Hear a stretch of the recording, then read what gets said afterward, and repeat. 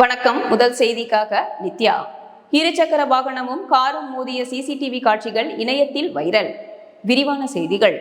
திண்டுக்கல் மாவட்டம் வேடச்சந்தூர் அருகே உள்ள நாகம்பட்டியை சேர்ந்தவர் மதன்குமார், வயது 22. அதே ஊரை சேர்ந்த அவரது நண்பர் வினோத் பாண்டி, வயது 18. இருவரும் வேடச்சந்தூர் சென்றுவிட்டு மீண்டும் அவர்களது ஊரான நாகம்பட்டியை நோக்கி சென்று கொண்டிருந்தனர். மேலும் ராஜ்குமார் என்பவர் திண்டுக்கல் சாலையில் இருந்து வேடச்சந்தூர் நோக்கி காரில் வந்து கொண்டிருந்தார். அப்போது விவசாய கிணறு அருகே உள்ள டயர் கடைக்கு செல்வதற்காக சாலையின் வலதுபுறமாக காரை திருப்பியுள்ளார். இந்நிலையில் எதிர்பாராத விதமாக வேடச்சந்தூரில் இருந்து இருசக்கர வாகனத்தில் வந்த மதன்குமார் மற்றும் வினோத் பாண்டி ஆகிய இருவரும் காரில் இடதுபுறத்தில் பயங்கரமாக மோதினர். இதில் தூக்கி வீசப்பட்ட மதன்குமாருக்கு பலத்த காயம் ஏற்பட்டது. உடன் வந்த வினோத் பாண்டி லேசான காயங்களுடன் உயிர் தப்பினார்.